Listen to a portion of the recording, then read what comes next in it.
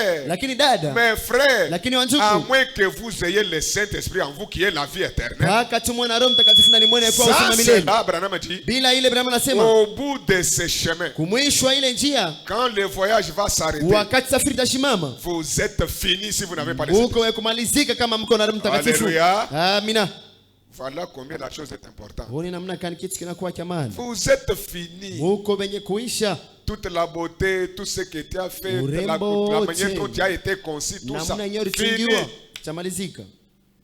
Vous êtes zéro sans le Saint-Esprit. Unakuwa ni sifuru bila Roho Mtakatifu. À la fin du voyage, Kumwisho safari surtout si la mort te surprenait, kabisa, kama alufu na kushutusha, sans être expérimenté, bila kuonjwa, sans avoir l'expérience avec Dieu, bila kuonjwa na Mungu, Branham ne marche pas les mots, Brahma shikule matamko, vous êtes fini. unamalizika.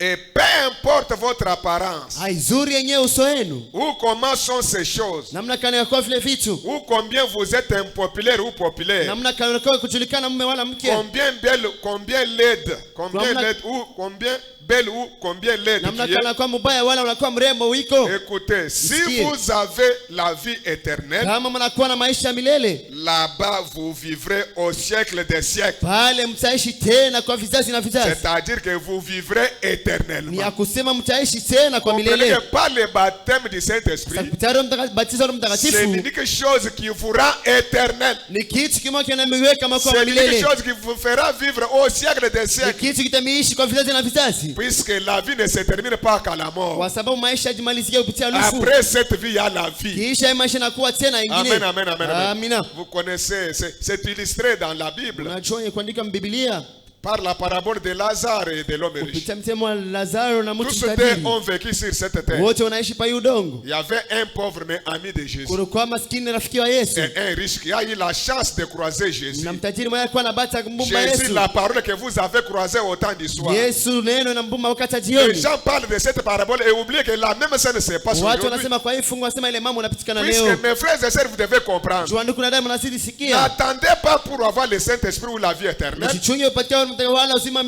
milele. vous allez rendre l'âme, non, ça sera impossible. Wakati mtakufa itakuwa sipokuwezekana. Ici, nous voyons Hapa tunaona jeune homme riche en vie, mtu mtajiri uzima marchant sur la terre, na kusema pa qui udongo, a croisé Jésus, la kumwomba parole Yesu, faite chair sur neno la terre. kulitunga mwili pa udongo, Et la question de la vie éternelle posée sur la terre. na swali ya uzima milele kuweka pa udongo. Là, c'est une grande leçon. Ili inakuwa ni mafundisho kubwa. Que dois-je faire pour avoir la vie éternelle? Pasha fanya nini kwa kupokea uzima Ma sœur, milele? mon frère, c'est maintenant qu'il faut faire tout pour avoir la vie Ndugu éternelle. yangu na dada, ni hapo anapasha fanya uwezekano kupokea N'attendez uzima pas la milele. mort. Usichunge alufu Comme kamwe. il a refusé Vile alikataa de suivre la condition qui lui a été donnée, fuate kanuni iliyompatia, il s'est retrouvé en enfer après la mort. anajikuta jehanamu kisha alufu. La vie continue après la mort. Uzima inaendelea kisha alufu. La Bible dit qu'il était dans les tourments. Biblia inasema alikuwa tena Alors qu'il mvuto. avait eu l'occasion de croiser l'auteur de la vie Na hivyo alipata habari kupokea et mkubwa wa de demander maisha. ce qu'il fallait Na faire. kuloma ile Et yazidi cela lui fanya. a été présenté. Na ile limeoneshiwa. C'est comme aujourd'hui. Inakuwa kama Pour leo. avoir la vie éternelle, Japokea uzima et milele. recevez le Saint-Esprit. Pokea Roho Et Mtakatifu. repentez-vous. Mpate kutubu. Arrangez votre vie. Mpate tengeneza Faites maisha ça, yenu. faites ça. Ufanye vile na Mais vous ne hivi. le faites pas. Lakini Les mvifanye. mêmes choses Vile bien mambo attendent mamoja. beaucoup de personnes. Inachunga watu wengi. Puisque l'occasion qu'avaient eu les jeunes hommes riches, Bahati ilikuwa c'est mtajiri la même nayo. que vous avez. Chenye bahati mnayo Vous pia. avez croisé la vie éternelle. Muna bomba. L'auteur, le donateur de cette vie. Mnabomba uzima mwenye kuleta Et wana ce mkubwa qu'il uzima vous dit yeye. de faire, Hasa kimwambia mfanye. beaucoup n'en veulent pas. Wa mingi Et waipendi. si un jour tu vas te retrouver en Na enfer, kama siku moja à nikuta qui jehanamu. sera la faute, ma soeur? Kosa atakuwa ya nani dadangu? À qui sera la faute, mon frère? Kosa atakuwa kwa nani ndugu? Oh, c'est très important. Eti nakuwa ya maana kabisa. Oh, avec le Saint-Esprit. Eti na Roho Que Mtakatifu. tu sois laide. Uwe mbaya. J'aime ça. Napenda ile. Et peu importe votre apparence, Aizuri yenyewe muonekanio ou yenu. comment sont ces choses, Namna kana yakuwa vile ou vitu. combien vous êtes impopulaire ou Hasa mwingi kama populaire, unakuwa kujulikana wala ujulikani.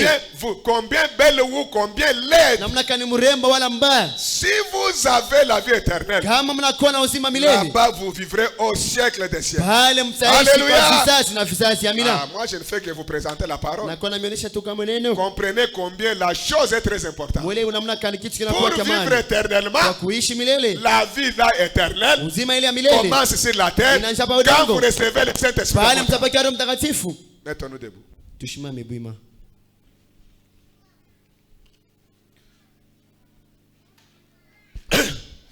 Nous allons maintenant aborder la deuxième partie. Sabeba sasa kipande cha pili.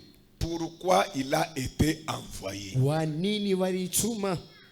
À quoi vous sert le Saint-Esprit? Ni kwa nini imsaidia Roho Mtakatifu? Quel est son but? Shabaha yake ni nini? C'est très important de découvrir cela. Inakuwa ya maana sana Peut-être ça kutambua peut hili. vous le faire désirer encore une fois de plus. Ndio simpeleka tena nampatia hitaji mara nyingine. C'est sur cela que je parle. Ni pale ndio napenda sema. Je viens de terminer puisque j'ai scindé la promesse du Saint-Esprit en deux. Na baba nakata kipanda Roho Mtakatifu bebani Qu'est-ce que mbili. le Saint-Esprit? Roho Mtakatifu ni nini? Nous avons vu ça. Tuliona ile. Et ce soir, Na hii jioni pourquoi il a été envoyé? kwa nini bali tuma? Il y a des gens.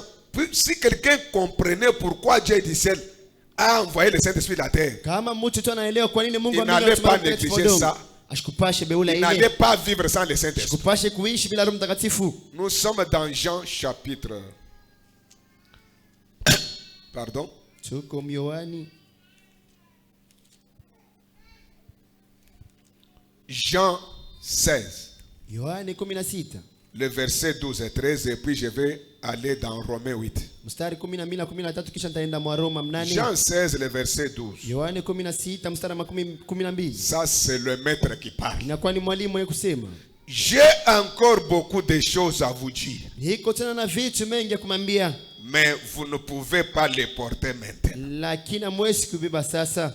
Quand le consolateur sera venu, Wakati mfariji atakuwaka. quel consolateur il promet ici? Mfariji kanalaka hapa. L'esprit de vérité. Roho ya kweli. Le consolateur, le Mfariji. Saint-Esprit, Roho l'esprit de Mtakatifu. vérité. Quand il Roho sera ya kweli venu, wakati takuwa il vous conduira dans toute la vérité. itamiongoza mu kweli yote. Car il ne parlera pas de lui-même, Kwa sababu asitasema kwa yeye peke. mais il dira tout ce qu'il aura entendu. Lakini atasema yoyote atakuwa Et nakusikia. il vous annoncera les choses à venir. Na atamiambia vitu vilitakuwa. Pourquoi le Saint-Esprit a été donné? C'est Kwa nini extrêmement Roho important. Mtakatifu letiwa? Pourquoi il a été envoyé? Kwa nini waituma? Voilà, j'ai beaucoup de choses, mais vous ne pouvez pas les porter maintenant. Na Mais kiona kwa quand vitu il va venir, Watamusa c'est bibeba lui qui wakati vous donnera takuwa. la nette compréhension Mwenye de la kupatia parole. sasa usikilifu mwema wa Toute la neno. confusion qu'on a dans la parole, Uvuruko wote tunakuwa c'est nayo par neno. manque de l'enseignant Ni ici. kupita kukosa mafundisho Et hapa. ajoutons Romains, Tuongeze sasa wa Roma.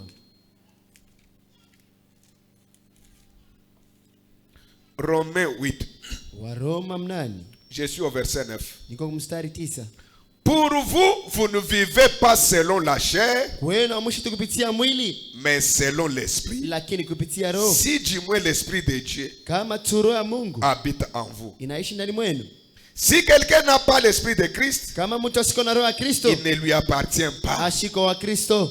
Est-ce clair? Inakuwa wazi. Ça, c'est la Bible. Inakuwa Biblia. Sans le Saint-Esprit, vous pouvez faire tous les bruits. Je suis fils de Dieu, je suis enfant de Dieu. Non. Bila Il Roho ne connaît Mtakatifu unaweza kufanya makile kusema niko mwana Mungu pas. lakini Et si bure. Christ est en vous, Na kama Kristo anakuwa ndani mwenu, le corps, il est vrai, est mort à cause du mwili péché, inakuwa kweli na kufa kupitia dhambi, mais l'esprit est vie à cause de la justice. lakini roho inakuwa ya Et kweli si kupitia haki. l'esprit de celui qui a ressuscité Jésus d'entre les morts habite en vous, Kama tu roho ya yule mfufisha Yesu kupitia wafu naishi ndani mwenu, celui qui a ressuscité Christ d'entre les morts rendra aussi la vie à vos corps mortels Mwenye- par son esprit qui habite en fufisha vous. Yesu Kristo kupitia wafu atapitia tena ile roho kupitia mwe. Ainsi donc, frères, Na hivi kusema ndugu, nous ne sommes point redevables à la chair tuko tena kupelekea kupitia pour mwili vivre selon la kwa chair. kuishi kuvizi mwili. Si vous vivez selon la chair, Kama mnaishi kupitia mwili, vous mourrez. mutakufa. Mais si par l'esprit vous faites mourir les actions du Na corps, hasa kupitia roho mnaweza kuwa matendo ya mwili, vous vivrez. mtaishi. Car Kwa sababu tous ceux qui sont conduits par l'esprit de Dieu yote kuongeza kupitia roho ya Mungu, sont fils de Dieu. yeko ni wana wa Mungu. Que Dieu bénisse la lecture de sa parole. Mungu abariki usome neno lake. Merci pour la lecture de ta parole. Viens nous en donner le contexte au nom du Seigneur Jésus-Christ. Amen. Amina. Rien que par la Bible. Vous Kupitia tu entendez Biblia. que sans le Saint-Esprit, Unasikia kwamba bila Roho Mtakatifu vous ne lui appartenez pas. amuko Mais wake. si vous êtes conduit par le Saint-Esprit, Kama mko mkongozi kwa Roho Mtakatifu, là vous êtes fils et filles de Dieu. wale mko na mke wa Mungu. Ah, quel genre de fils et filles de Dieu nous sommes Naume na mwanamke wa Mungu kanitiko. sans le Saint-Esprit Bila Roho qui Mtakatifu, vous conduit, nani miongozo? qui influence ta vie. Na anakuwa anashawisha maisha yako. Là, c'est très important. Pale inakuwa ya maana kabisa. Oui. À quoi sert le Saint-Esprit? Kwa nini nakuwa nasaidia Roho Mtakatifu? Quel est son but? Shabaha yake ni nini? Ou pourquoi le Saint-Esprit a-t-il été donné? Kwa nini Roho Mtakatifu liletewa? C'est un sermon de Frère Branham. Inakuwa ni mahubiri ya ndugu Mais Branham. j'ai essayé de résumer ça. Ce n'est pas quelque chose qu'on peut parler dans une semaine ou bien je ne sais pas combien. Napima tu kuweka ile msemo wako kitu unasema kwa wiki moja. Mais j'ai essayé de comprimer la promesse du Saint-Esprit Napenda kuonesha malako ya Roho pour Mtakatifu. vous donner l'idée sur ce que c'est le Saint-Esprit. Vous l'avez Patia déjà. wazo kwa ile la Roho Mtakatifu Et Mungu nayo. maintenant, son importance. Hasa maana yake, Pourquoi Dieu nous l'a envoyé? kwa nini Mungu alitutumia? Dieu seulement peut seulement envoyer son Saint-Esprit seulement pour envoyer. Mungu anaweza tuma Roho Mtakatifu yake tu kwa Il bure faut qu'on kutuma. découvre cela. Lazidi tutambue ile. Au paragraphe 94 dans ce sermon-là, Mafungo 13 kwa ile pourquoi le mahubiri. Saint-Esprit a été Kwa donné? nini Roho Mtakatifu alitumia? Branham a dit, Rama anasema, voilà le but du Saint-Esprit. moneni shabaha ya Roho Mtakatifu. C'est qu'il y a un but précis Kuna pour kuwa. lequel Dieu a envoyé le Saint-Esprit. Kunakuwa shabaha yenye kuwa na kifukuzo kile Mungu anatumia Roho Mtakatifu. Branham dit, voilà le but du Saint-Esprit. Rama anasema, honeni shabaha ya Roho Mtakatifu. Voilà pourquoi Dieu a envoyé le Saint-Esprit. Ona kwa nini Mungu alituma Roho Mtakatifu. Il y a une raison qui a amené Dieu à nous envoyer le Saint-Esprit. Kunakuwa maana ile msukuma Mungu kwa kuleta Roho Le Mtakatifu. Saint-Esprit est venu Roho Mtakatifu nakuja pour vous donner de la kwa puissance. kumpatia hivi uwezo. Amen, amen, amen. Amina. Frère, vous trouvez qu'il est seulement bien quand vous êtes malade? Na utakuwa mnakuwa tu mzuri Mon wakati pasteur, unakuwa magonjwa. mon huissier, tel Mchungaji, frère, priez pour ndugu moi. yangu mniombee. Cette puissance qui est dans ces frères-là, Ile uwezo uko ndani ya ule la ndugu. puissance qui est dans le pasteur, Uwezo uko ndani ya mchungaji. mais vous êtes exempté de cette puissance? Si Mungu kuonesha kwa ile uwezo. Mais c'est ça vient par le Saint-Esprit. Sasa na kwa kupitia Roho Mtakatifu. Est-ce que nous sommes ensemble? Tuko pamoja. Pourquoi le Saint-Esprit a été envoyé? Kwa nini Roho Mtakatifu alituma? Le Saint-Esprit est venu Roho Mtakatifu nakuja pour vous donner de la kwa puissance. kumpatia heti uwezo. J'ai d'autres passages de l'écriture ici. Na kwa tena manjiko mengine ya Biblia Juste hapa. un instant. Muda Le kidogo. Saint-Esprit est venu Roho Mtakatifu nakuwa pour vous donner de la puissance. kwa Frère Branham kumpatia répète ça. uwezo, ndugu yangu, marudisha ile. Vous pourrez trouver celui-là. Mnaweza mpata ile. Je suis vraiment trop parti ce soir. Bon. Ni kumwe kwenda kabisa hii jioni. Vous donnez de la puissance. Unaleta na uwezo ile. Quelle puissance? Frère Branham précise. Uwezo kana nakuwa naweka De msini. la puissance dans la prière. Uwezo ndani ya maombi. Amen, amen, amen. Amen. C'est le Saint-Esprit qui vous donne la puissance dans la prière. Roho Mtakatifu mpatia uwezo ndani ya maombi. Vous vous imaginez, Mnijiwazia tu. tu t'élèves Unainuka. d'emblée comme ça. Mwenye kutoka tu Tu bure. élèves les mains, Unainisha mikono. tu sens sa présence. Unashikia upo yake.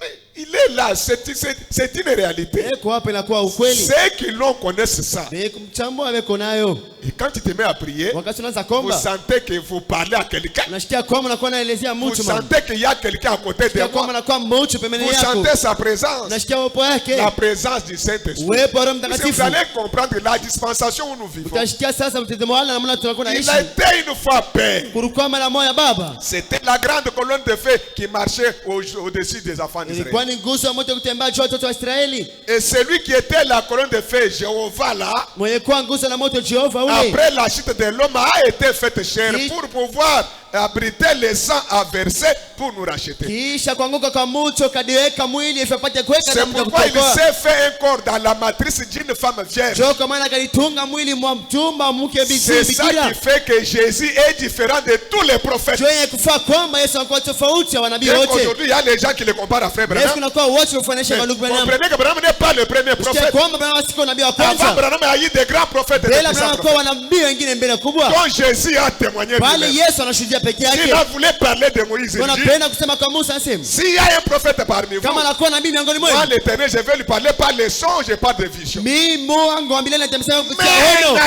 est pas ainsi de Moïse. Nasi haikuwa hivi kupitia Musa. C'est quand je parle de bouche en bouche. Yeye anakuwa anamsemea kila kwa kunena. Voilà le témoignage de Jésus Huo ni ushuhuda wa Yesu pour le prophète Moïse. kwa nabii Musa. Et plus loin, il y a eu le prophète Jean. Mbali tena kunakuwa nabii Yohana. L'homme qui a pointé aux gens le Messie. Mtu anakuonesha kwa watu Yesu. Voici l'agneau de Dieu qui ôte le péché du monde. Huo ni mwana kondoo Yesu kuonesha Et madhambi ya quand ulimwengu. Jésus a voulu te donner témoignage de Na Jean, Yesu anapenda shuhudia kwa il dit Yohana. que de tous ceux qui sont nés de la femme, Anasema kwa wote kuzalika wa il mke. n'y a personne à comparer avec eux. Hakuko mtu kufanisha na huyu. Alors c'est pour vous dire que la naissance virginale de Jésus Anasema kuzalika tu kwa Yesu les rend pour nous les dieux tout-puissants. inamfaa juu yetu Mungu wa uwezo Et il wote. n'y a aucun prophète qui lui est comparable. Hakuna tena nabii mwingine Yesu kufananisha C'est naye. pourquoi lui Kwa maana est yeye le prophète de tous les prophètes. anakuwa ni nabii wa manabii wote. Amen, amen, amen. Amina. Ce n'est pas notre message, mais c'est comme si Je m'apprête vraiment à préciser les choses dans cette église où je vois la confusion. Haiko ujumbe wetu lakini nakuwa naitayarisha Autour toka de ujumbe na Jésus et mfuko. autour de celui qui l'a envoyé faire. Kando kando ya Yesu na kuonyesha kando kando ya ule Même mtuma. l'année prochaine, j'apprête, je suis en train d'étudier certaines choses. Hata mwaka mwingine nakuwa natayarisha kufunda vitu Oui, mes vingine. frères, mais comprenez le but du Saint-Esprit. Hasa mshikie shabaha Roho Ce Mtakatifu. sera notre problème ce soir. Na kwa mambo yetu jioni. Frère Bama dit, Ndugu wanasema, j'ai parlé de la puissance dans la prière. nasema kwa uwezo ndani ya maombi. Le Saint-Esprit est venu pour vous donner cette puissance. Roho Mtakatifu anakuwa njoo kupatia La uwezo. puissance dans la parole. Uwezo ndani ya neno. Écoutez le but du Saint-Esprit. Mshikie shabaha Roho Mtakatifu. Il est venu pour vous donner la puissance dans la Anakuwa prière, kupatia uwezo ndani ya maombi. la puissance dans la parole, Uwezo ndani ya neno. la puissance pour une vie sainte. Uwezo kwa maisha matakatifu. Frère dit Amen. Ndio nasema amina. Voilà à quoi sert le Saint-Esprit. Uone kwa nini nakuwa kusaidia C'est Roho le Mtakatifu. Saint-Esprit qui vous donne la vie de la Ni sainteté. Roho Mtakatifu anakuwa mpatia maisha Amen, unyofu amen, wala amen. maisha Sans takatifu. cela, tu peux fabriquer. Bila kuna nesi jitungia. Un jour, on t'aura. Basi bata kupata paka. Puisque le Saint-Esprit, Jua sawa Roho c'est la Mtakatifu. vie de Christ Maisha ya Kristo dans la personne. ndani ya mtu. Voilà pourquoi le Saint-Esprit a été envoyé. Uone kwa nini Roho Mtakatifu Pour vous balituma. donner la sainteté. Cha kumpatia hivi utakatifu. Certains d'entre vous qui se promènent en disant, Wengi miongoni wenu wanakuwa natembea kusema, eh bien, je ne peux tout simplement pas arrêter de boire. siwezi tu kuacha kunywa. Ce qui m'étonne, c'est de voir, même dans le message Ya de Branham, kuona paka na ujumbe wa Branham. les frères boire de l'alcool, Wanchuka kunywa pombe. incapables de se débarrasser de ces démons-là. Wasiko na uwezo Est-ce kutoka que na ma kunywa soeur, kwa ndemo. vous allez me dire quelqu'un qui boit a le Saint-Esprit? Basi mnezi uniambia kwamba kupitia ile mambo mtu umekuna Dieu doit forcer en vous. Mungu anaweza kuwa Il kana permet de tenir le verre et de boire. kuzisha kubeba kikombe la kunywa. Jamais. Kamwe. Certains d'entre vous qui se promènent en disant, Wingi kwa miongoni mwenu kwa anasema eh kusema, bien, je ne peux tout simplement pas arrêter de boire. siwezi kamwe kuacha kunywa. Il y a des gens comme ça. Bako watu vile. Je ne peux tout simplement pas arrêter ceci.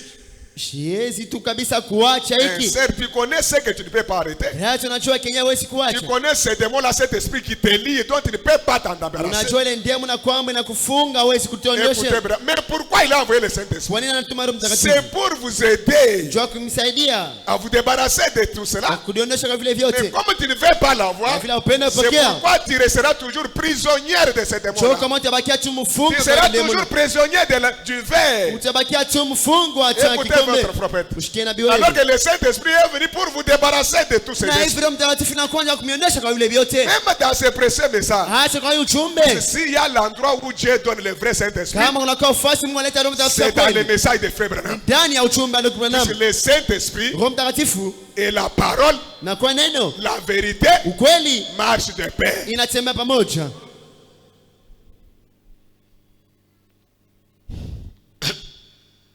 Je ne peux tout simplement pas arrêter ceci. Siwezi tu kabisa kuacha hiki. Oui, oui. Ndio. Tu passes par cela, Unapitia kupitia hiki. incapable d'arrêter ces démons-là. Wasiko uweze kuacha La ule neno. parole a parlé. Neno nasema. Ton mari a parlé. Mume wako anasema. Ta femme t'a parlé. Mke wako Mais anakunenea. ça ne marche pas. Lakini Mais il haitembei. y a quelqu'un qui peut ôter ça de vous. Kuko mtu anayeziondosha ile ndani Une mwenu. fois qu'il entre, Mara moja anaingia. la scène change. Ile maisha La yote vie yanabadilika. change. Maisha yanabadilika. Désirez seulement cela, Muhitaji tu vous ile. allez donner raison à la parole. Utaleta sheria kwa neno. Amen, amen, amen. Amina. Frère Bamadi, Ndugu anasema. le Saint-Esprit vient vivre en vous. Roho Mtakatifu nakuwa kuishi ndani mwenu. Pourquoi il a été envoyé? Kwa nini balituma? Pour ôter de vous Kwa kuondosha kwenu tout ce je ne peux pas. ile yote Alléluia. machiwezi. Amina. Voilà ma soeur. Una Il n'y a dada. que lui, Paka yeye. le Saint-Esprit, Roho qui Mtakatifu. peut ôter tout ce que toi tu ne peux pas faire. Inaweza ondosha kyote kile wewe ufanya ile. Voilà votre prophète. Uone nabii wenu. Il vient vivre en vous Anakuwa kuishi ndani mwenu. pour ôter de vous Kwa kuondosha tout mwenu. ce je ne peux pas. Vraiment dit que Ile c'est vrai. machiwezi. Brahma anasema ni kweli. C'est-à-dire c'est la vérité. Anasema ni ukweli kabisa. Pour faire que les femmes arrêtent de se couper les cheveux. Hivi fanye kwamba mke aache kukatisha nywele. Là vous dites non, on ne coupe pas, ça va. Asema hapana. Mzuri. Pour faire que les femmes arrêtent pour faire que les femmes arrêtent de porter des shorts et des pantalons, Fanye oui, kwamba wake wapaache kufanya mavazi ya wanaume kweli. on ne porte pas ça. Hawafalaki. Pas d'excuses. Hapana kumvumilia wala kutoa Pourquoi le masamaha. Saint-Esprit a été Kwa nini Roho envoyé? Mtakatifu alitumwa? À quoi sert le Saint-Esprit? Kwa nini nasaidia Roho Mtakatifu? Pour les faire arrêter leur commérage. Hivi apate kuwatisha tuma Une mashimango femme yao. commère. Mke mwa mashimango. Une femme médisante, Mke mwa kabwabwa. elle ne peut pas passer la journée sans citer quelqu'un d'autre à mal. Ashezi pita siku bila kutia mtu mwingine hubaya. Quand elle vient à l'église, Wakati anakuwa c'est pour kanisani. seulement voir les erreurs et aller en parler à Ni quelqu'un kwa d'autre. kutazama tu mabaya na kwenda ambia mtu mwingine. Non, mais tout ça c'est quoi? Lakini ile yote ni C'est nini? par manque du Saint-Esprit. Pitia kukosa Roho Il est Mtakatifu. venu pour les faire arrêter leur commérage. Inakuwa jua kuwakisha tu Oh mashimangu. oui, c'est à ça qu'il sert. Eti ni kweli kutoka ile Amen, inasaidia. amen. Amina. À quoi sert le Saint-Esprit? Roho Mtakatifu anasaidia Bwana kwa mama nini? dit, Brahma anasema à vous donner une vie sainte. kwa kumpatia maisha takatifu. Ah, comment ne pas désirer ça? Namna gani hizo utaji ile? Sans le vrai Saint-Esprit, Bila Roho Mtakatifu ya kweli. une expérience personnelle avec Dieu, Kuonja ama kuonja na Mungu. la vie chrétienne te sera toujours difficile. Maisha Bukrista kwako paka magumu Tu kwako. peux imiter, Unaweza mais fuatilisha. comme l'origine, donc l'intérieur est vide, Vile ndani inakuwa wazi, tu seras bloqué quelque part. utafungwa mali fulani. Amen, amen, amen, amen. Amina.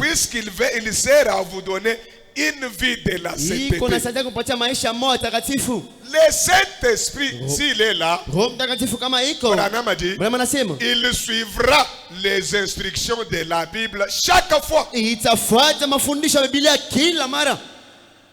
Mais chaque fois, on blâme ceci. Hasa kila mara tunakuwa Branham kutia a dit, sauti kwa Brahma anasema vous pouvez dire Amen. unaweza kusema Mais amina quand vous partez, wakati mnaenda. impuissant de vivre ce que Branham a dit. Uwezo wote mnasaulika. Mais avec le Saint-Esprit, bila kupokea Roho il vous Mtakatifu fera vivre les instructions de la Bible. itapata kumiishisha maisha ya Roho Mtakatifu wala mafundisho J'ai hayo. trouvé que si tout le monde recevait le Saint-Esprit, Kasema kama wote wanapokea Roho Mtakatifu, dis-moi Zambiru Hehela. kazi ya Mungu itakuwa mpesi. Oui, puisqu'il est en vous, Juu la kuwa ni mwenu. c'est lui qui vous conseille. Yeye mwenye kumshauria, Il vous donne la sagesse. anampatia hekima, Il vous parle. anamnenea, Il vous conduit. anakuwa na Il miongozo, vous guide. anakuwa na miongoza kabisa. Eh, c'est un ami fidèle. Inakuwa ni rafiki mlamatifu. Quand tous les autres amis vont céder, vous Wakati wa rafiki yote n'avez ataniachilia. pas encore compris l'importance du Saint-Esprit. Amesikia hata mama na Roho Mtakatifu. Puisque ton père, ta Sababu baba yako, mère, mama ton yako, mari, ta mume femme, wako na mke wako, pendant qu'on va te pleurer, wakati takulia, le corps est allé là. mwili ya kunyosha pale, La seule personne, mtu mmoja, l'unique qui va t'accompagner, mmoja anaweza usindikiza même dans l'au-delà, hata kule ngambo. c'est la personne du Saint-Esprit. Inakuwa ni mtu wa Roho Mtakatifu na ni mwenu. Comment ne pas désirer ça? Namna kanawezi uhitaji. Comment rester dans les messages de Frère Branham? Namna kubakia uchumi na kubana. Un mois, une année, 6 Mwezi mois, mmoja, miaka 2 ans, sita. 5 ans.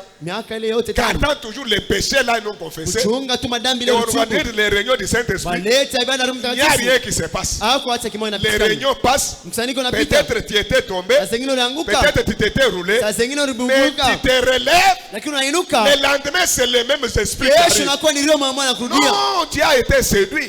Tulitongozewa. Est-ce que l'église m'écoute? Kanisa imeelewa.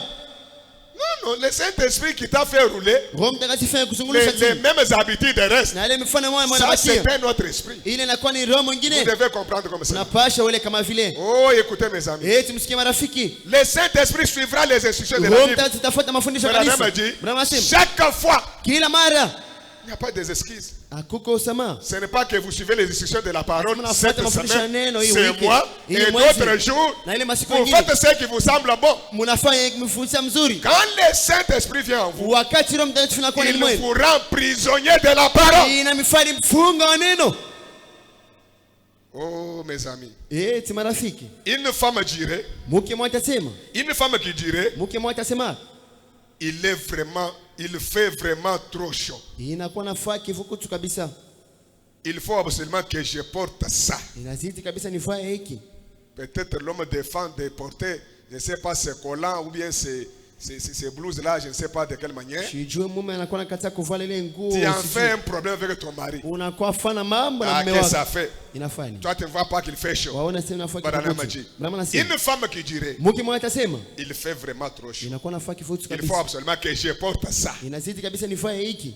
Ça me donne mal à la tête. Inakuwa nafaa mbaya kichwa. Quand je me laisse pousser les cheveux, ça me dérange. Wakati nakuwa naotesha nywele nakuwa na Branham a mizusha. dit, Brahma mais anasema, il n'y a pas d'excuse avec le Saint-Esprit. akuko usamaha na Roho Mtakatifu. Amen, amen, amen, amen. Amina. Il est là Yeko hapa pour mettre ça en application, donc la parole. kwa kuweka ile sema matumikisho na kwa Le neno. Saint-Esprit, Branham a dit, Roho Mtakatifu ndio Brahma il anasema, suivra la parole à la lettre. itafuata neno kwa kila tamko. Est-ce que nous sommes ensemble? Tunakuwa pamoja. suivre la parole à la lettre, c'est-à-dire Kufuata tu sauti kunaenda kutamka c'est choisir ce qu'il faut suivre, Ni kuchagua exécuter, inayofuata. et d'autres vous laissez à qui? na wengine mnaacha kwa nani? Mes frères, c'est très profond ça. Wanduku inakuwa kilinzi kabisa ile. Il est là pour mettre ça en application. Inakuwa pale kwa kuweka ile Il mtendo. suivra la parole à la lettre. Itafuata neno kwa Voilà à tamko. quoi sert le Uone Saint-Esprit. kile nasaidia Roho Mtakatifu. Écoutez, Msikie. pourquoi le Saint-Esprit a été envoyé? Kwa nini balitumaka Roho À quoi Mtakatifu? sert le Saint-Esprit? Roho Mtakatifu nasaidia kunini? Il sert à vous faire, vous les hommes, Hii kunasaidia kwa kumfanya moyo watu détourner la tête de ces femmes à moitié nues kwa kugeuza tu vichwa yenu kwa wale mke kuvaa vipande uchi et arrêter de les convoiter na kuacha kuwatamania, alors que vous êtes des membres d'église. na hivi unakuwa wana memba Quand vous kanisa. comprenez qu'un membre d'église qui a le Saint-Esprit Mshika kama wana memba kanisa kwa ne Roho peut Mtakatifu, pas convoiter les femmes mal habillées. ashezi tamania wanamke kuvaa mubaya. Quelqu'un qui est marié, Mtu cette mwenye mdomo. femme-là, l'autre, tu es en train de regarder. Ule mke d'observer. unakuwa natazama ule Elle se diffère de ta femme par rapport à quoi? anachana na mke wako kupitia nini? Toutes les femmes que vous connaissez, Wanamke wote qu'elles mnajua, soient jaunes, blanches, wala noires, wa nègres, mkunju wala elles mweupe, ressemblent à Adam. Tout wanafuata ce Adamu. qu'avait Adam, Wale c'est Adamu tout ce walikuwa que ta femme a. choke chote Qu'est-ce mke qui te wako. fait convoiter cette femme? Hasa naye kutuma C'est kwa par le kutamania. manque du Saint-Esprit. Hasa ni gani kupitia kukosa Roho Mtakatifu. Et quand vous les recevez, Wakati mnapokea il vient Branham me dire, anakuwa Abrahamu à anasema quoi sert le Roho Saint-Esprit? Mtakatifu unasaidia nini? Il sert à vous faire, vous les hommes, Inakuwa na kumfanya kumsaidia moyo détourner watu. la tête de ces femmes à moitié Kugeuza ngalisho kwa wake et kuvaa arrêter de les na convoiter. kuacha kuwatamania. Comprenez qu'avec le Saint-Esprit, Msikie koma na Roho tu ne Mtakatifu. peux pas convoiter une femme. Hawezi tamania mke. Ce qui vous fait convoiter ces femmes-là mal habillées, Tamania na mke ufanye alors mbaya. que vous avez l'autre femme à la maison, Yesu mnakuwa na mke mwingine c'est par nyumbani. manque du Saint-Esprit. Inakuwa ni kupitia kukosa Roho J'ai Mtakatifu. voulu, frère Branham. Na misemo ya nabii. Oh, j'aime ça. Yesu napenda Alors que ile. vous êtes marié, Na hivi et mnakuwa pardon, kwa vous mdomo. êtes membre d'église. Mko wana memba kanisa. Voilà à quoi il sert. Uone kwa nini nasaidia Amen, amen, amen. Amina. À vous faire cesser de convoiter. ya kuacha kutamania. À quoi sert le Saint-Esprit? Roho Mtakatifu unasaidia kunini? Pourquoi Dieu nous l'a envoyé? Kwa nini Mungu alitumia? 106. 106. Il sert à vous faire arrêter de fumer Inamsaidia kwa kuacha kufuta et de boire. na kuacha kunywa pombe. Ça m'étonne de voir les frères dans les messages. Boire. Inaishangasha kuona wanzuko mjumbe kunia. Ah, mon frère, ma soeur. Eti ndugu yangu na dada. De vouloir être une grosse légume. Ya kupenda tu kwa kibutu kinene. L'orgueil Mtu wa kiburi. avec le Saint-Esprit. Non. Na Roho Mtakatifu hapana. Frère m'a dit, Brahma simu. ça ôtera ça de vous. Itaondosha ile ndani mwenu. Amen. Ça va ôter la soif de fumer, la soif de boire, la soif d'être orgueilleux, être une grosse Itaondosha légume. kiu cha kunywa pombe, Le kiu cha Saint-Esprit vient kufuta en na vous pour kiu vous cha kwa faire. kiburi. Roho Mtakatifu nakuwa kwa Pour ôter tout ça de vous, kwa kuondosha ile yote ndani mwenu. ça vous rendra humble comme Jésus. Itamifahamu mnyenyekevu kama Yesu. Amen, amen, amen. Amen. Voilà à quoi sert le Saint-Esprit. Uone kwa nini inasaidia Roho Mtakatifu. Il sert à produire une vie sainte. Inasaidia kwa kuuma maisha mtakatifu. Frère me dit que c'est ça. Brahma sema ni ile Vous faire arrêter vos commérages. kumiatisha tu kama baba yenu dada. Aujourd'hui, frère Branham attaque les démons de commérage. Unakuwa na bamba ndemu na kababo. Comprenez que quand vous êtes commère, jusque-là, vous n'avez pas le Saint-Esprit. Haka na pale mko na Roho Quand il Mtakatifu. entrera, il va vous faire arrêter le commérage. Wakati ataingia atamiatisha ile Cherchez makababo. le Saint-Esprit, Tafute Roho Mtakatifu le commérage va partir. na ile kababo taenda. C'est frère Branham. Ndugu bana. Vous faire arrêter de jouer au jeu, aux cartes, de jouer aux Kumiatisha cartes, kucheza kwa ile mchezo wa makarti. de jouer au dé Kumcheza kule madee. et toutes ces autres choses que vous faites dans votre coin là. Na ile mchezo yote unakuwa unafanya ngamba kwa kuficha Ma maile. sœur, mon frère, je ne sais pas ce que vous faites dans votre coin là, Ndugu yangu na dada shule unakuwa ufanya kule mficho. qui discrédite la parole. Yenyewe inakuwa napinganisha neno. Mais quand le Saint-Esprit vient, Wakati Roho Mtakatifu il va vous anakuja. faire arrêter. Branham dit ce que vous faites dans votre coin là. Itamiatisha kile unakuwa unafanya ngamba kuficha maile. Toi, tu es témoin de ce que vous faites dans ce coin là où les frères ne sont pas là. Unakuwa mshuhuda wewe unafanya kile mafamu ile Où les ngamba na pasteurs, watu les wao. sœurs et les frères ne sont pas là. Pale mchungaji wa ndugu na Vous wadada êtes wako. libre d'animer. Muko huru ya Frère, ce que vous faites kufanya dans votre vile. coin là, Ile mafanya magambo yenu. jeu d'argent, Mchezo jeu wa de makuta. cartes, Mchezo wa makati. jouer au dé, je ne sais pas ce que Cheza le vile jeu. vyote inakuwa mchezo wa Alors, mais le Saint-Esprit Roho Mtakatifu vous fait arrêter ça. inakuwa na miatisha. Brahma dit, Brahma nasema il vous fait, pardon, je reprends, vous faire arrêter de jouer aux cartes, kumiatisha kucheza ile makati, de jouer au dé, kucheza majade 6. écoutez, Usikie? et toutes toutes ces autres choses que vous faites dans votre coin, na vile vitu yote mnakuwa nafanya kujieni kule ngambo, le Saint-Esprit vous fera cesser de vous conduire comme vous le faites. Roho Mtakatifu hata kwa miongoza wala kwa kudongoza vile mnaifanya, d'être infidèle à votre femme. Le Saint-Esprit s'il entre, il vous fait cesser d'être infidèle à votre femme. Voilà ce qu'il fera du Branham. C'est ça. Il vous fera cesser de vouloir épouser la femme d'un autre. Ce qui te fait convoiter la femme d'un autre là, c'est manque du Saint-Esprit. Et quand il vient, il vous fera arrêter de convoiter la femme d'un autre.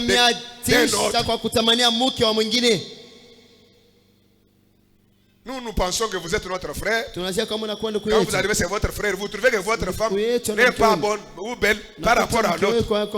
Et tu commences à convoiter. Manque du Saint-Esprit.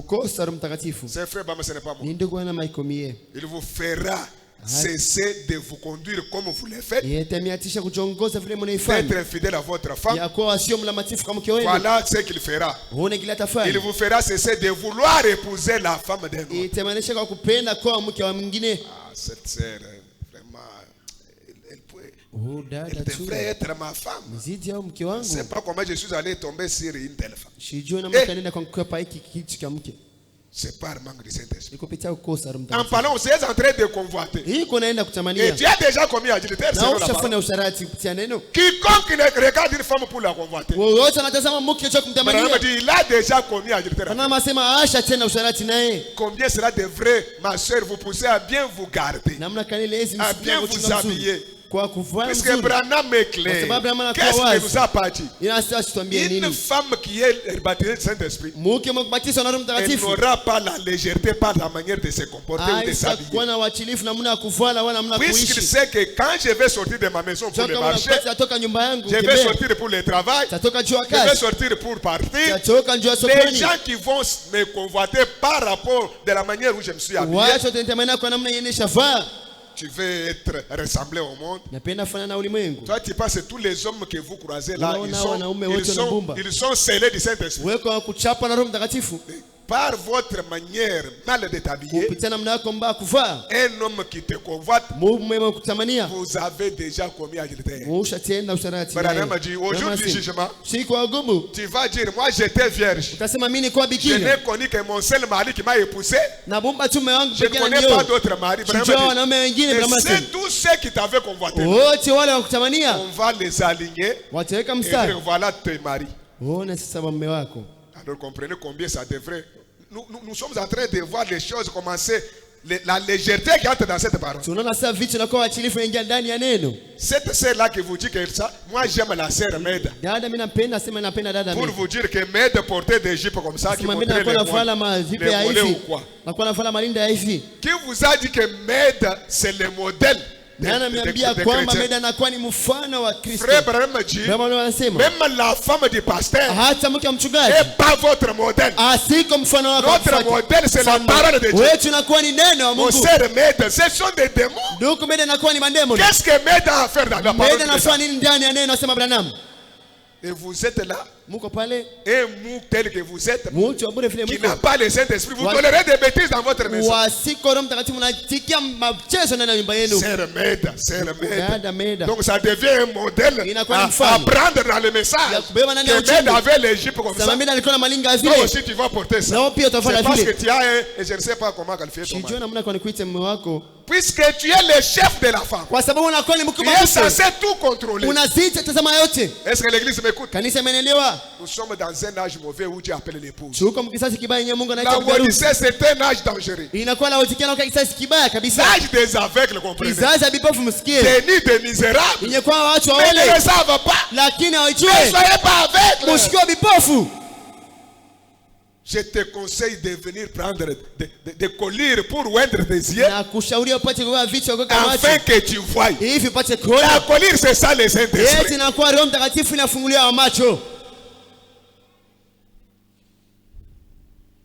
C'est grave.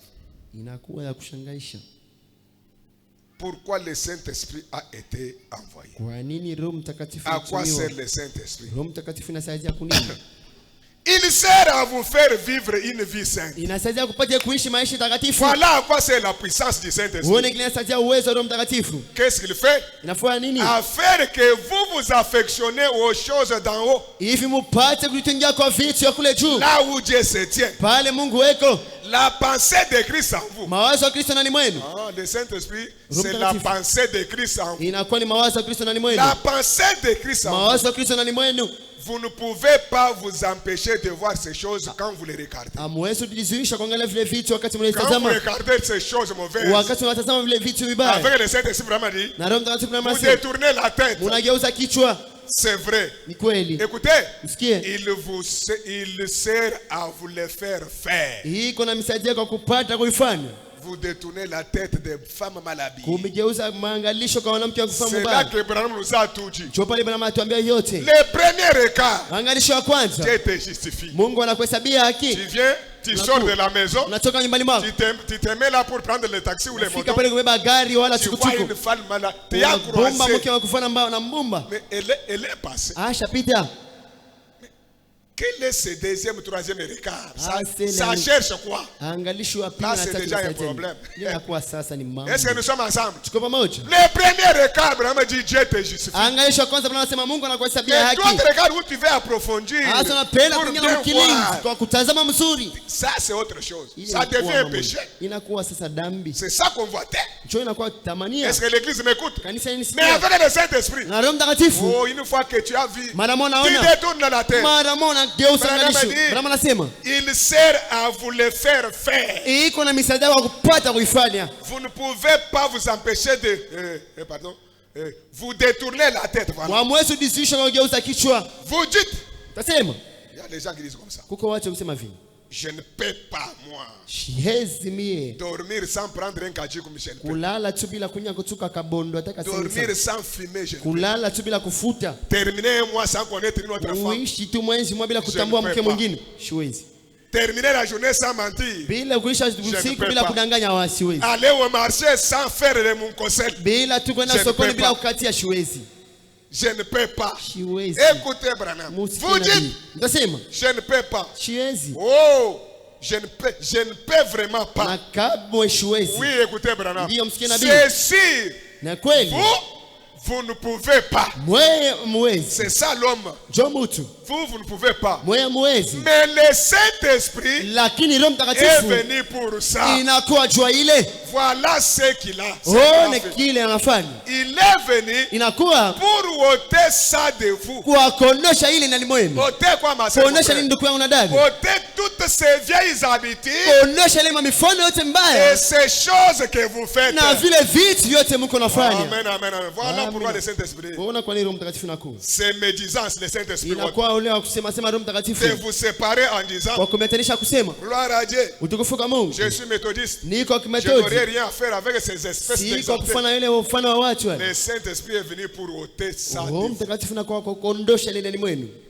Pourquoi le Saint-Esprit a été envoyé? À quoi sert le Saint-Esprit? 112 frères Branham dit, il sert à donner de l'onction au prédicateur.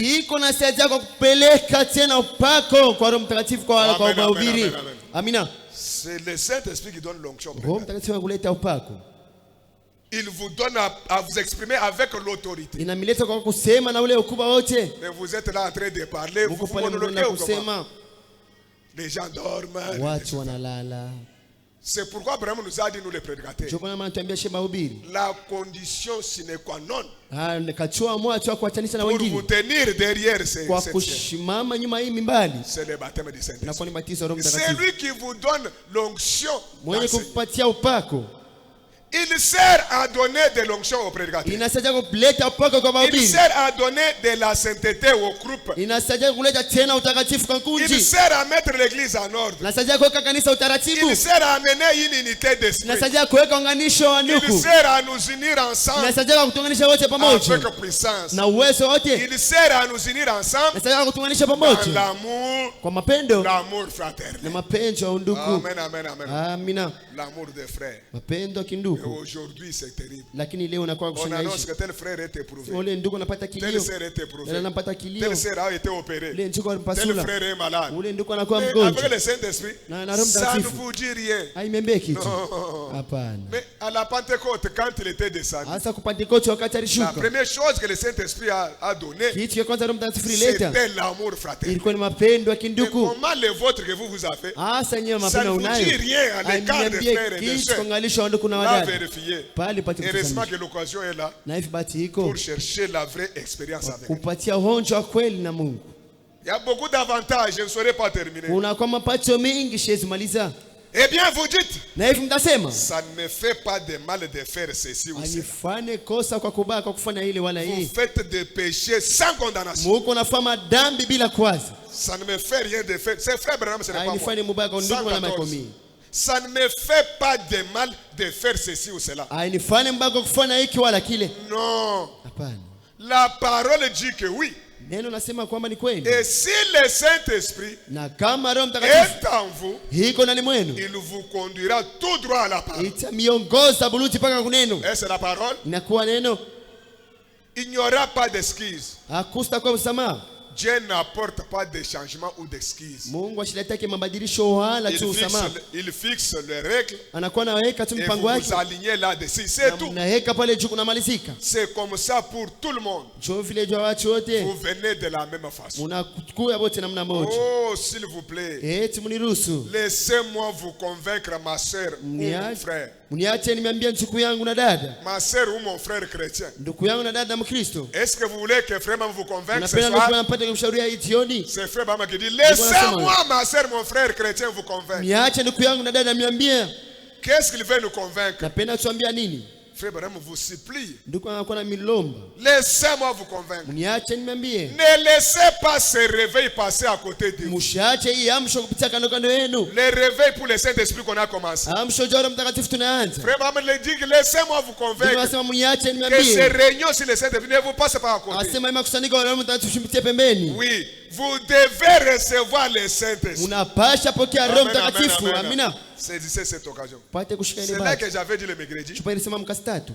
Comme on n'a pas la possibilité de faire ce qui s'était fait à la chambre haute, Vile tuko na uwezekano vya kufa vile fanyisha kule pour vous chumba juu. enfermer peut-être dans cette église, vous dire que c'est ça notre chambre haute, personne ne sort, personne n'entre. Kutufungia kwa kanisa usema njoo chumba Restons yetu ya ici chumba jusqu'à ce que tusingie le wala Saint-Esprit toka. descende. Kubakia paka na pale Roho Mtakatifu Nous tashuka. avons des occupations, cela ne peut pas marcher aujourd'hui. Tuko na makazi la isitembea C'est leo. là que je dis que pendant que je parle de ces choses, Sema wakati nasema kwa hivi vitu, mettez d'autres requêtes que vous avez à côté. mweke tena maombi mengine mweke Que pembeni. la grande requête pour vous Asa maombi kubwa soit, munenu. Seigneur, scelle-moi du Saint-Esprit. Iwe Bwana nichape kwa Roho Mtakatifu. Puisque dans la chambre haute, Asa mchumba juu. ils étaient réunis en un même lieu, Walijunganisha fasi moja. attendant la seule chose, Kuchunga kitu kimoja. la descente du Saint-Esprit. Kuchuka kwa Roho Ils Mtakatifu. n'étaient pas partagés dans leurs idées. Haikugawanywa kwa mawazo C'est yao. pourquoi pendant ce temps, Asa kwa que wakati vous alliez au travail, yenye mtenda que kazi. vous allez n'importe où, Mwene zuri la fasi nuit, usiku. le matin, quand vous Asubuhi. priez, Wakati mnaomba. n'oubliez pas de parler à Dieu cette fois. Saulika Que kuambia ce Mungu mara. réveil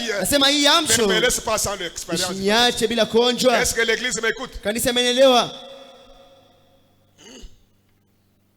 Oh, s'il vous plaît, Eti mniruhusu. laissez-moi vous convaincre, ma soeur ou mon frère chrétien. Niache niambie ndugu yangu wala dada Ne yangu laissez Mkristo. pas ce réveil passer à côté de vous. Mshache hii hamsho pite pembeni yenu. Abraham a dit, Brahma nasema vous devez une obligation. munapasha inakuwa ni Vous lazimisho. devez recevoir le Saint-Esprit. Munapasha pokea Roho Mtakatifu. Qu'est-ce que c'est Inakuwa nini? l'Esprit de Dieu? Roho ya Mungu. À quoi sert-il? Inasaidia kunini? C'est là que je parle ce soir. Pale nasema hii À jioni. quoi sert le Saint-Esprit? Roho Mtakatifu anasaidia kunini? Pourquoi il a été envoyé? Kwa nini bali Abraham ituma? a dit, Brahma anasema à vous conduire. kwa kumiongoza. Amen, amen, amen. Amina. Le Saint-Esprit sert à vous conduire, Roho Mtakatifu kwa à kumiongoza, vous guider, ya kumiongoza à kabisa, vous remplir, ya à kumijaza, vous sanctifier, ya à kumtakasa, vous appeler à ya sortir kumiita kutoka pour entrer dans l'église. jua kuingia mkanisa. Qu'est-ce qu'une église? Kanisa ni Ça nini? veut dire, Ni kusema que veut dire le mot église? tamko kanisa nasema Le nini? mot église veut dire Tamko kanisa ni kusema appeler à ni sortir, kuita au kutoka. séparer. Ya Et c'est kuwatanisha. le Saint-Esprit qui vous appelle Na à sortir. Roho Mtakatifu ya kumiita Et c'est kutoka. le Saint-Esprit qui vous sépare de toute autre chose Na que Roho la Mtakatifu parole. ya kumiatanisha kwa vile vitu vyote. Mon frère, ma soeur, Ndugu yangu na dada,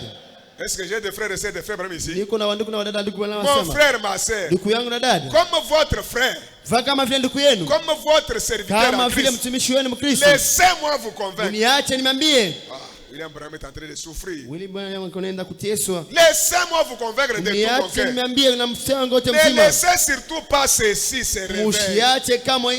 Passez par-dessus votre tête, ou à côté de vous, ou en dessous de vous. Écoutez, et recevez-les dans votre cœur.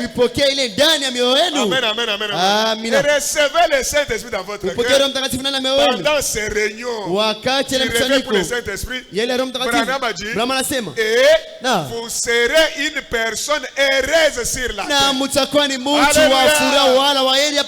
Vous qui cherchez le bonheur sur la terre, recevez le Saint-Esprit. Vous serez une personne heureuse, une femme heureuse, un homme heureux sur la terre. Oh mes frères, le temps file. Laissez-moi même lire ça pour vous donner le temps de prier. Dans la fête de délivrance, frère Bamadi, écoutez-moi ce soir. Est-ce que vous êtes disposés? Est-ce que vous êtes disposés d'écouter frère Branham? L'église est encore en train de manquer la cible. Peniel est en train de manquer la cible. Rien que la présence de ceux qui sont là. Pas même, je ne sais pas, la moitié de l'église. Pas même un tiers de ceux qui sont là. Mais le dimanche, ils seront là. Tout ça, c'est quoi? L'église a manqué la cible. Écoutez-moi ce soir. L'église est encore en train de manquer la cible. Il y a une cible que l'église doit toucher. Êtes-vous curieux de découvrir la cible? L'église n'a pas touché la cible. La cible du Saint-Esprit. L'église dont on parle n'a pas touché la cible du Saint-Esprit. Ce n'est pas les bars que vous voyez, les télévisions, les photos, les chaises, qui n'a pas touché la cible. Ce n'est pas des chaises. L'église dont on parle, qui a manqué de toucher la cible du Saint-Esprit. C'est vous qui êtes là. C'est vous, c'est moi l'église. Mes frères, il faut que chaque homme et chaque femme touche la cible du Saint-Esprit. Mais beaucoup ont manqué ça. Elle n'a pas touché la cible de la délivrance du péché. Il y a une cible que tu dois toucher, que je dois toucher. La cible de la délivrance du péché. Il y a le baptême du Saint-Esprit. Mais l'église a manqué de toucher la cible. C'est frère Branham, ce n'est pas moi. Elle a manqué. Vous direz, oh, je suis membre de l'église. Beaucoup s'arrêtent au niveau d'être membre de Peniel. Et nous discutons pour nos églises. Notre église est grande. Notre église déplace notre église. Vous direz, oh, je suis membre de l'église. Écoutez Branham. Frère, excusez-moi. Quand vous recevez ce baptême du Saint-Esprit, écoutez combien la chose est importante. C'est là où ôte de vous ce vieux tempérament colérique. Un homme très colérique.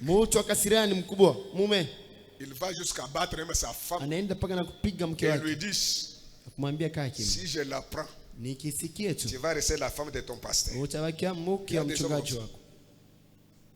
Tu parles ça à ta femme. Qu'est-ce qui te pousse? Poussé par la colère. Si je la prends en train de manger les dents, tu vas sentir. Et vous respirez comme si vous êtes devant un ennemi. Prenez un tel homme, mettez-le devant un autre homme. Vous verrez comment il tremble. Mais devant la femme, il respire. Mes frères, qu'est-ce qui peut ôter la colère là? De vous. C'est pour cela que le Saint-Esprit est venu. C'est frère Bamadi. Oh, j'aime ça. Oh, recevez ce Saint-Esprit, wakati mtapokea ile Roho ce Mtakatifu, baptême du Saint-Esprit, ile batizo la Roho Mtakatifu, c'est là haute de vous, ile inaonyesha ndani mwenu ce vieux tempérament colérique. ile tunamna zamani ya kasirani. À quoi c'est le Saint-Esprit? Mshikilie sasa Roho Mtakatifu. Cela vous revêt d'une robe Ile inakuwa na mfasia kwa kanjo et vous fait agir comme une dame. na inakuwa na mitendesha kama mke. Cela vous fera cesser de fumer, Ile tamiakisha kufuta, cesser de boire, kuacha kunia, cesser de mentir, kuacha kudanganya, cesser de voler, kuacha kuiba, et tout. Complétez ce que vous faites dans na sa vyote mweke pabile mko nafanya. et tout. Na wasema na vyote. Ah, le Saint-Esprit vous fait cesser Roho Mtakatifu anamatisha tout vyote. ce que vous faites là. Ile yote Tu mnafanya. es témoin que ta vie C'est n'est pas à la hauteur du message. iko mkubwa kwa C'est ile. le Saint-Esprit qui te fait. Roho Mtakatifu. C'est pas le manque du Saint-Esprit que vous faites tout Kupitia ça. kukosa Roho Mtakatifu afanya nini? Comment ne pas désirer Namna kana la wewe chose uhitaji pendant que l'occasion est là? kitu wakati bahati inakuwa hapa. Et les gens restent pendant que je parle sur le Saint-Esprit. Na watu wanabakia wakati nasema La chose qui est devenue rare sur la vie. kitu kinakuwa tena kiakufuatana na udongo wala pa maisha ya watu. Mais c'est pour cela que Dieu a envoyé Frère Branham. Sio pale kiale Mungu anatuma ndugu Branham Pour vous édifier. kwa Vous kumibadilisha, amener à la stature de l'homme parfait. kuleta waongoza kwa L'homme mtu wa parfait qui est kweli. Jésus-Christ. Mtu wa kwa Afin mtu que wa vous Kristo. deveniez la maison où Dieu doit Hivi habiter. muwe nyumba Mungu anapasha kuishi. Mais on fait trop de bruit. Tunafanya makelele Comme mingi. quand on a écrit le message. Left and about, Et tuambie beaucoup mtu. qui font des tapages Na wengine wako n'ont nasoma pas cette expérience avec. wako na ile onjo maishani mwao, Puisque, frère, kwa sababu ndugu avoir du Saint-Esprit, Kuwa na Roho c'est Mtakatifu du travail. inakuwa kazi. Oui, le Saint-Esprit, c'est du Roho travail. Mtakatifu ni kazi. Vous vous humiliez pour arranger votre vie, Chenyenyekeza kwa pour maisha. confesser les Kwa mensonges, kutubu la maovu. vie mauvaise et tout. Maisha mbaya na Ça vyote. n'a jamais été facile. Haya kuwa Et il kampesi. faut la grâce de Dieu. Inakuwa paka neema C'est Mungu. pourquoi Frère Baba dit, Sio kama ndugu anasema. les dons du Saint-Esprit, Zawadi ya Roho si Mtakatifu. Dieu veut vous les donner, Kama Mungu anapenda d'abord patie. il vous accorde la repentance Uanze sincère. mpatia mbele toba Et takatifu. Branham a dit qu'il y a repentance Ndio asema sincère toba takatifu et quand le baptême du Saint-Esprit. inakuwa tena kuchoka batizo la Et Roho pour y Mtakatifu. arriver, Najua ce kufikia n'est pas chose facile. haiko kitu mpesi. C'est du travail. Et Inakuwa quand kazi. vous voyez quelqu'un qui a fait ça, Wakati mnaona mtu kufanya qui a hivi, expérimenté Dieu, anaonjwa Mungu, il mérite ton respect. anastahili heshima yako. Qu'il soit ta femme, Awe mke qu'il wako, soit ton mari, awe mume mais du wako. fait qu'il a travaillé Naona anatumika avec crainte et tremblement pour son salut, na kasi kubwa wakofu qu'il yake, lui doit du respect. unazidi Et heshima. qu'est-ce que tu respectes? Unafanya heshima C'est le nini? Saint-Esprit qui Inakuwa est Roho Mtakatifu inakuwa ndani mwake, puisqu'il a beaucoup travaillé. kwa sababu anatumika mingi. Quelqu'un qui a beaucoup travaillé, Mtu qui est anatumika devenu candidat ou Ouais. candidate pour les cieux, Kuwa mchakulio wa mbingu, avec son ticket dans la poche, anakuwa na tiketi yake et mfuko, vous jouez avec un tel na homme, mkoa kisa ule mtu avec une telle femme, na ule mke wa et tu vile, as des problèmes avec Dieu. unakuwa na mambo na Mungu. Oh. Peut-être je termine ça. Nous allons prier. Frère, frère, Nduku, quand vous recevez le baptême du Saint-Esprit, wakati unapokea batizo Roho Mtakatifu, cela vous sépare. ile itamiachanisha. Écoutez, Msikie, cela vous délivre des choses du monde. inamfungula kwa vitu vya ulimwengu. Branham dit Ndio Amen. anasema amina. Pourquoi nous souffrons? Kwa nini tunateseka? Sœur, ne mettez pas des mèches. Dada msheke Sœur, ne mameshi. mettez pas des choses artificielles. Dada msheke vitu Sœur, ne vingine. faites pas ça. Dada Ne faites pas, ne msifanye, changez pas votre peau. msifanye hili. Tous ces combats, Ile yote mavita c'est quoi? ni nini? C'est parce que vous n'avez pas ce qui peut vous empêcher de le faire. Nijua mko na kile nizumizuisha. Recevez une fois le vaccin. Upokee tu mara moja chanjo. Puisque le Saint-Esprit, Roho Mtakatifu c'est le vaccin contre le péché. inakuwa ni chanjo kupitia dhambi. Et vous verrez qu'on n'aura pas beaucoup parlé. Unakuwa tena nasema mengi. Branham a dit, Branham anasema quand vous recevez le baptême du Saint-Esprit, wakati utapokea batizo la cela Roho vous Mtakatifu, sépare. ile itamiachanisha. Cela vous délivre des choses Ile du monde. mfungia kwa vitu vya ulimwengu. Cela vous amène à aimer Dieu. Ile inampeleka kumpenda Mungu. Et qui est Dieu? Na Mungu ni nani? C'est sa parole. Inakuwa neno yake. Voilà. Munene. On n'aura pas beaucoup de... Cela vous amène à aller à l'église. Leta mileta mpeleka kwenda kanisani. Voilà le pas. Honi Roho Vous Mtakatifu. allez dire qu'ils ont le Saint-Esprit. Wote wanasema kwa Roho Mtakatifu. Cela vous amène à aimer Dieu. Leta mileta Je kupenda me Mungu. demande quelqu'un qui aime Dieu. Najiuliza mtu wa kupenda Mungu. Branham a dit, Branham anasema quelqu'un qui aime Dieu, mtu wa kupenda il Mungu sera impatient atakuwa de kusiwa voir sana. les portes de son église ouvertes, Kuona milango ya kanisa yake et wazi. lui au travail, Na yeye et kukazi. lui à la maison, Yeye kunyumba. et lui je ne sais où. Yeye shujua malikani. Oh, Hapana. le Saint-Esprit, Roho Mtakatifu cela vous amène à aimer Dieu. ile itambeleka kwa kumpenda Mungu. Cela vous amène à aller à l'église. Itambeleka kwenda kanisani. Cela vous amène à l'adorer. Itampeleka kwa kumwabudu. Quand vous venez à l'église Wakati mnakuwa et vous kanisani agenouillez ici, na mnapiga vous magoti commencez hapo. à l'adorer. Naenda kwa Le Mungu. Saint-Esprit est content. Roho Mtakatifu inakuwa na furaha. Oh mes frères, cela vous amène à en parler à votre voisin. Cela vous fait vivre, écoutez, au-dessus du péché. Alléluia. Frère Branham, le temps est parti, mettons-nous debout. Mais comme vous avez l'idée sur pourquoi le Saint-Esprit a été envoyé. Écoutez maintenant. On dit que la vie commence à 40. Oh, la vie commence à 40 ans. Branham a dit, c'est un mensonge.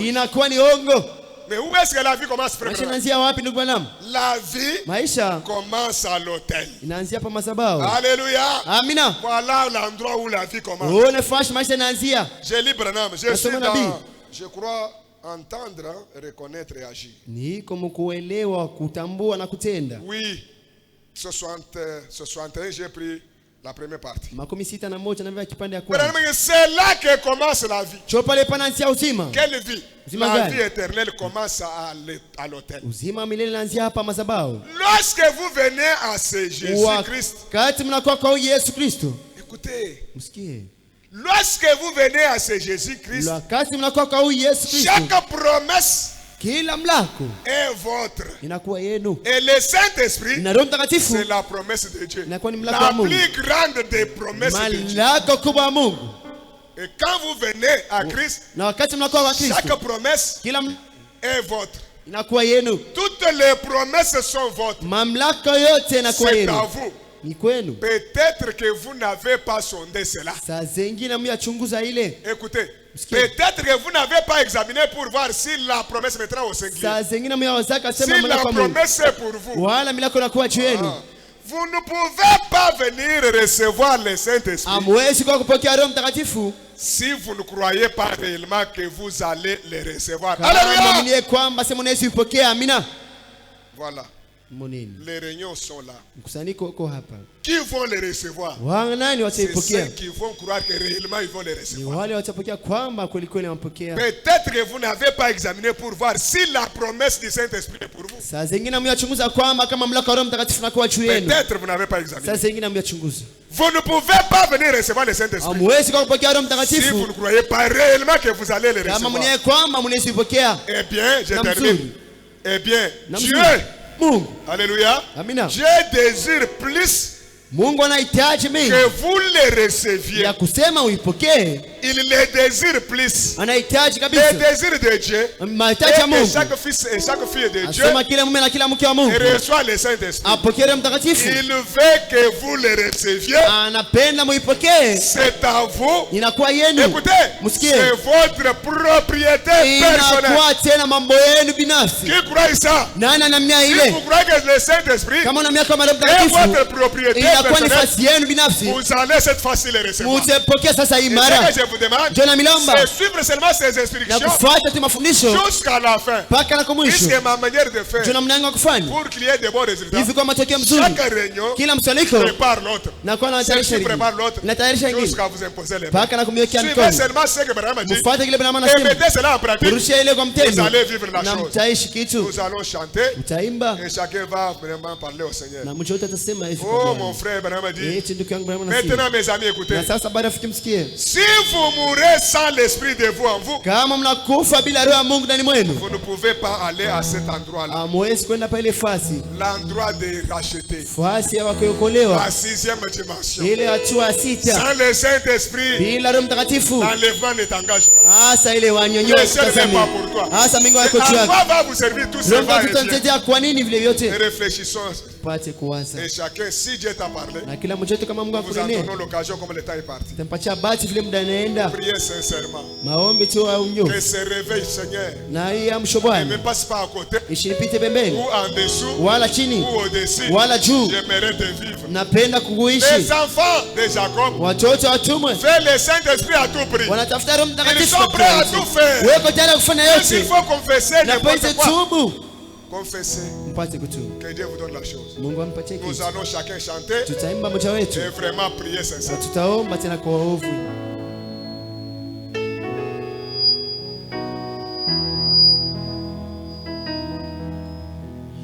Butumbi boso bapa buloba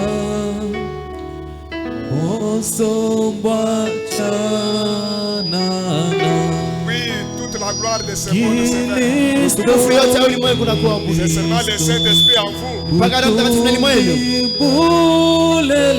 La véritable gloire.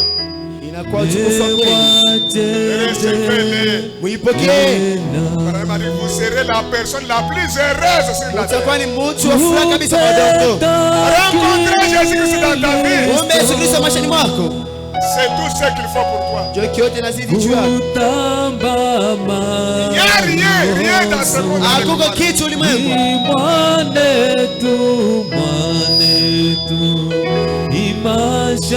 Rejetez tout fardeau. Rejetez tous les fardeaux, tous les péchés. Et reçois le Saint-Esprit.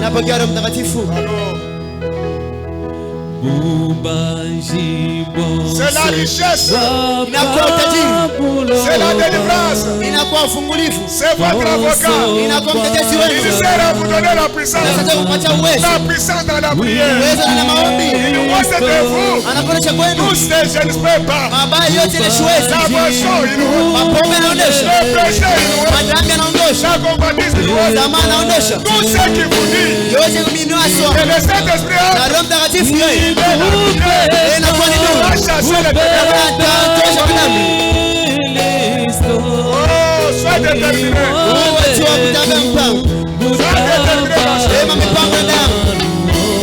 Qu'est-ce que les sois sois déterminé.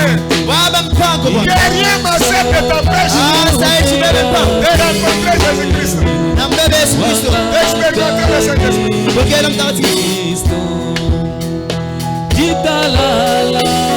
C'est lui la paix. C'est lui votre paix. Il est la joie. Il est la paix. Il est votre sécurité. Il sert à vous donner la puissance.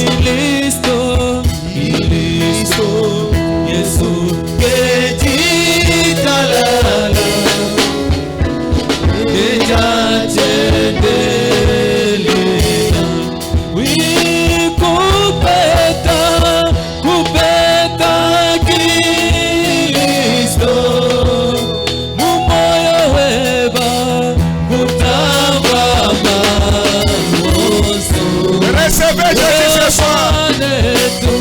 La vie commence à l'hôtel.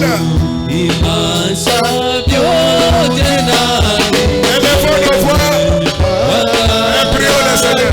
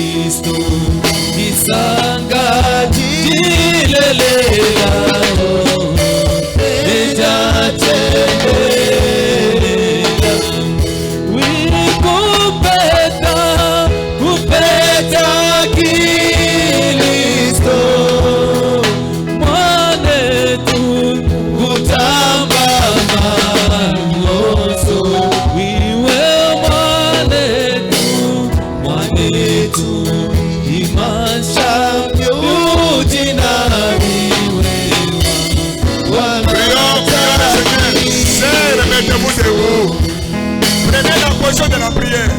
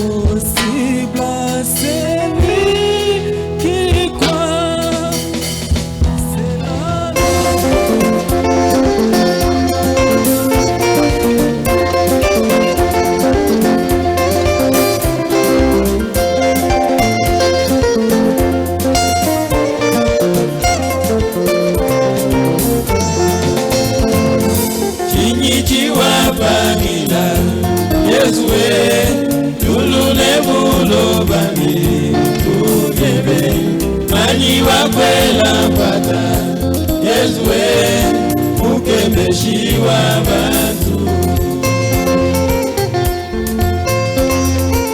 ukelele walute kabi wapenda yeye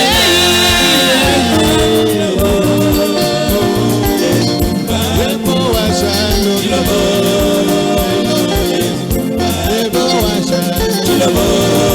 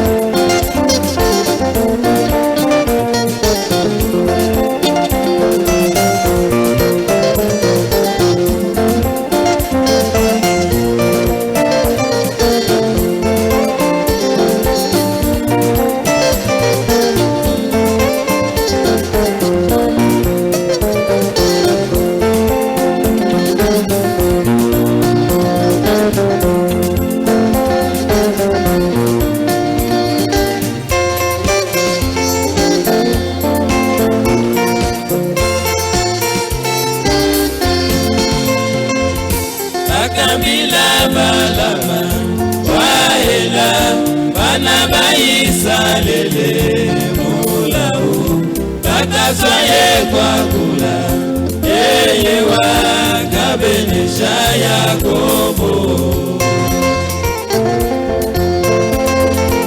ukelele waluse nami wakwendane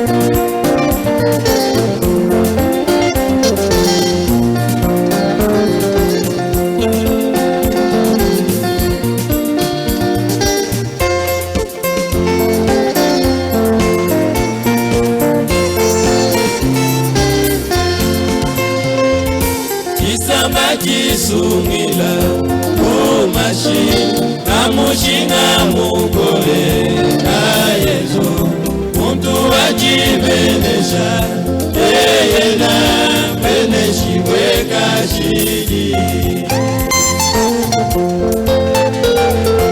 ungelele waluse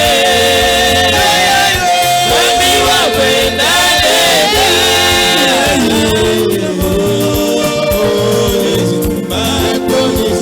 Kilo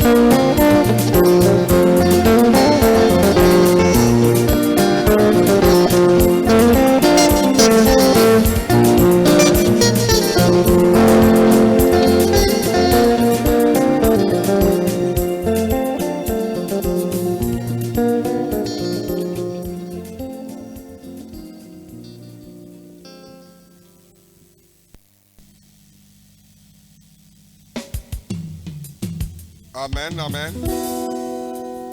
Je crois que la parole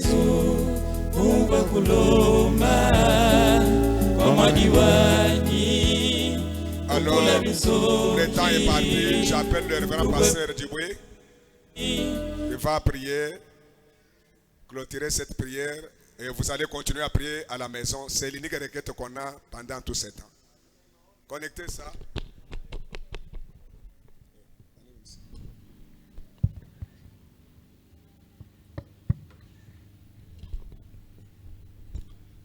Prions. Bien-aimé, nous te sommes infiniment très reconnaissants. Car il t'a plu que nous soyons en ce lieu. C'est vrai, Seigneur, il n'y a pas de hasard au-devant de nous. Amen. Et cet après-midi, nous avons compris une chose. Que l'essentiel pour un croyant, ce n'est pas qu'il peut avoir beaucoup d'argent. Oui. Ce n'est pas qu'il peut avoir beaucoup de femmes. Ce n'est pas qu'il peut avoir beaucoup de maisons. Ce n'est pas qu'il peut avoir beaucoup de véhicules. Mais nous avons compris, comme William Branham le dit, l'essentiel pour un croyant, c'est le Saint-Esprit au-dedans de lui. Amen. Oh Dieu bien-aimé.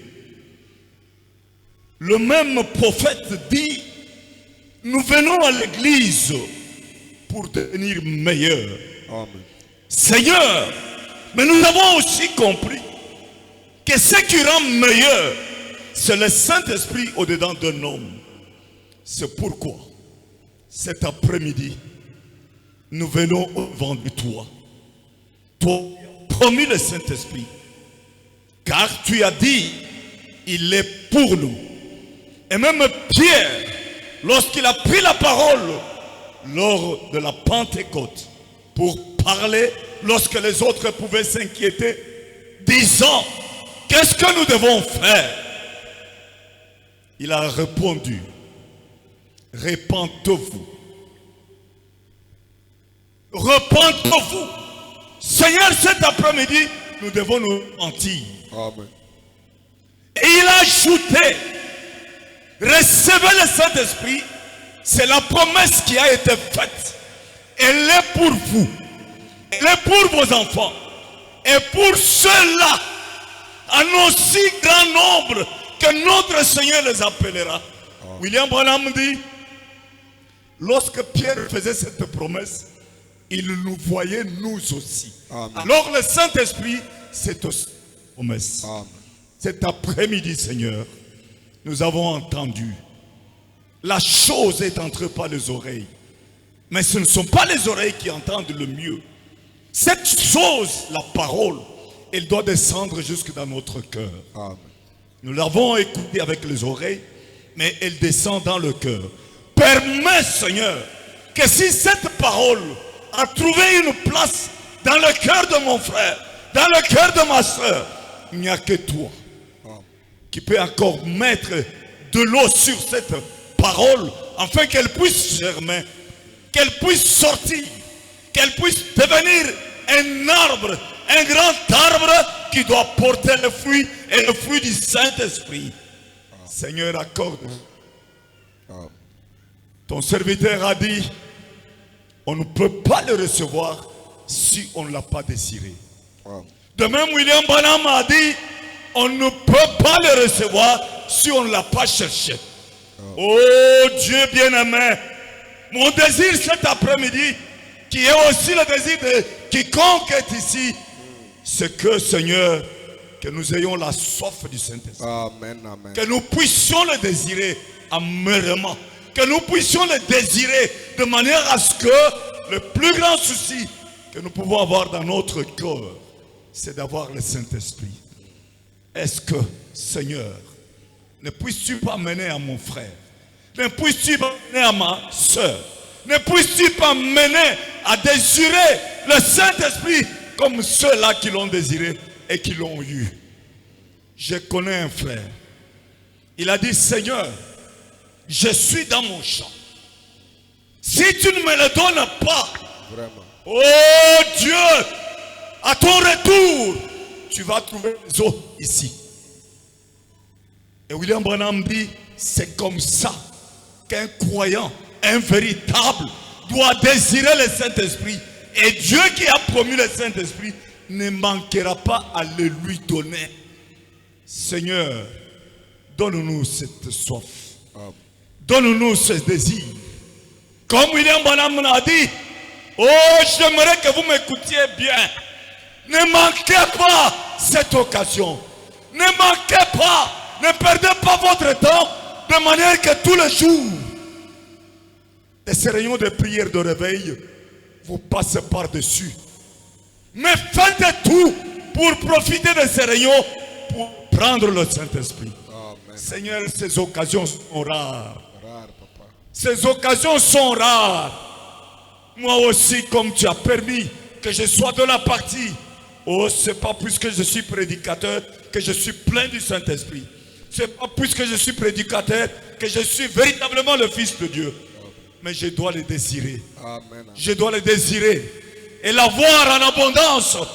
Puisqu'il y a un bonhomme m'a dit, dans les attentes, il y a une profondeur. Une profondeur qui répond à la profondeur. Amen. Et il ajoute, même si vous désirez beaucoup de Dieu, il y a une profondeur qui peut répondre à cela. Amen. Si j'ai déjà eu une certaine expérience, mais William Branham m'a dit, nous devons aller d'expérience en expérience. Amen. Si j'ai déjà eu le baptême du Saint-Esprit, mais William Branham m'a dit, nous devons aller de baptême en baptême. Permets, Seigneur, que je ne sois pas paresseux, que je ne sois pas orgueilleux, pour dire que moi je suis prédicateur. Non, Seigneur, je ne suis rien. J'aimerais aussi que je passe par d'autres expériences. Celles que nous avons déjà eues, ça fait déjà partie de l'histoire. Mais toi, Dieu, tu n'es pas un Dieu d'histoire. Tu es le Dieu d'aujourd'hui. Tu es le même hier, aujourd'hui et éternellement. Comme tu nous as fait passer par des expériences hier, tu es capable aussi de nous faire passer par d'autres expériences aujourd'hui. S'il y a quelqu'un qui désire aussi comme cela, donne-lui ces expériences. Donne-nous ces expériences. Car nous nous recommandons à toi et nous te voulons dedans de nous. Pendant que nous te prions, nous prions aussi, puisque nous tendons vers la fin du service, nous recommandons le reste du travail. Nous voulons que toi seul, tu puisses prendre le dessus. Nous voulons que toi seul, tu puisses aussi conduire le reste, jusqu'à ce que nous allons quitter ce lieu. Mais ne permets jamais que cette soif s'arrête avec la porte. William Branham m'a toujours dit, chaque fois qu'un croyant reçoit de bonnes choses à l'église, le diable l'attend à la porte pour retirer tout. Oh Seigneur, ne permets jamais que ceux qui ont été ici, qui ont écouté et qui ont eu cette soif, que leur soif ne soit pas retirée par le diable à la porte. Permets que nous sortions avec cette soif jusqu'à ce que nous allions établir aussi des hôtels dans nos maisons. Amen. Bénis maintenant ton serviteur. Amen. Bénis son ministère. Amen. Bénis son église. Amen. Bénis sa famille. Amen. Bénis tous les projets qu'il a. Et Amen. Pour l'église et pour sa famille. Amen. Maintenant pour ceux-là qui ont écouté comme moi. Il est dit en écoutant seulement, on est béni. Amen. Mais nous n'avons pas seulement écouté. Nous avons soif. Nous voulons appliquer ce que nous avons écouté. Bénis-nous à ce niveau-là. Bénis-nous à cette hauteur-là. Car nous recommandons tout à toi, avec foi que tu nous as exaucés et que tu es capable de faire même au-delà de ce que nous avons demandé, dans le seul nom précieux de notre Seigneur et Sauveur Jésus-Christ. Nous avons ainsi prié et tous nous disons Amen. Amen. Que Dieu vous bénisse, révérend. Rapidement, on peut passer les corbeilles. Alors, si vous suivez ces instructions,